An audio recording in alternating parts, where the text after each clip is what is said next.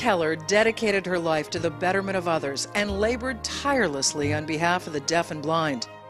As a lobbyist, fundraiser, speaker, world traveler, and dedicated champion of civil liberties, she did more to promote and secure equal treatment for those with disabilities than anyone before her or since.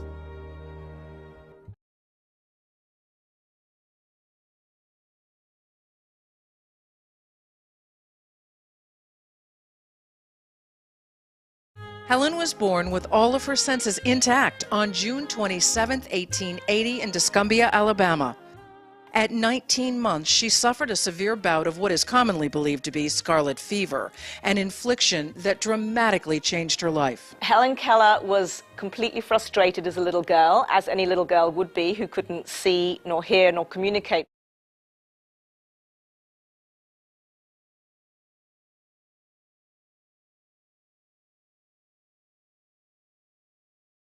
Her concerned parents sought out the advice and assistance of Dr. Alexander Graham Bell.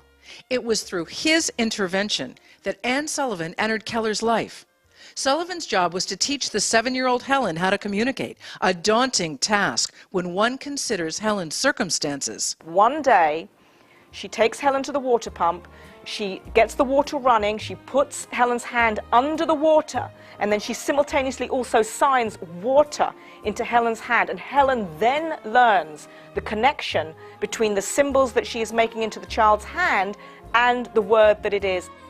From then on, her vocabulary just expanded at a staggering rate. Anne was by far the most important thing in Helen Keller's life.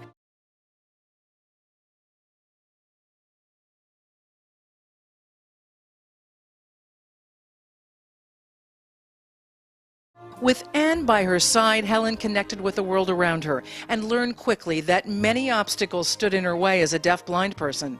She understood the need for an education if she was to prove wrong those who said that a disabled person, let alone a disabled woman, did not have much to contribute to society. She chose Radcliffe College, as she said, because they didn't want me.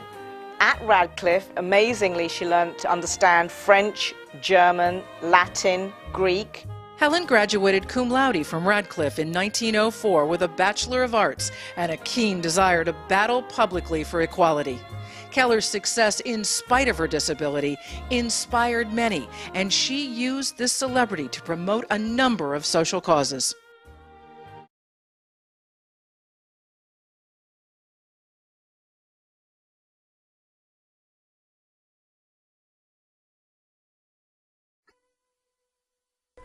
In this room sits a remarkable woman.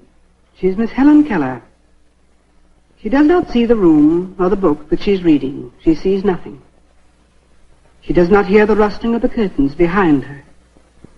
She hears nothing. She is deaf and blind.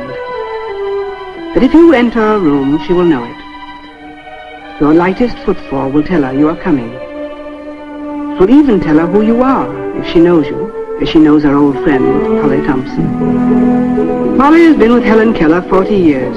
For nearly half of these, she has been Helen's only companion, Helen's eyes and ears upon the world. She talks with Helen by a finger system in which each letter has a sign, like this.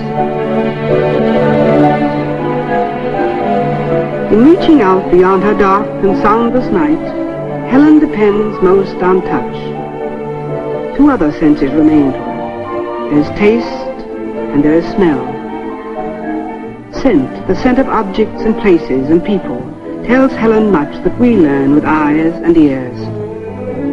But her hand is her chief link with the outer world, with Polly, with Anne, the part-time helper, with everyone she encounters.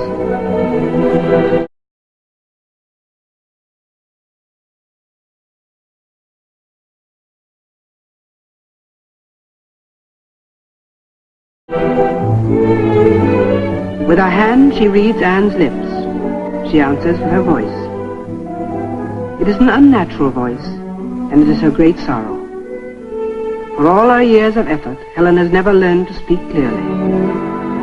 This isn't strange, for since she was a baby, she has not heard a word spoken, nor seen lips forming one. But let Helen, with Polly's help, tell you. It is not blindness or deafness that brings me my darkest hours. It is not blindness or deafness that bring me my darkest hour.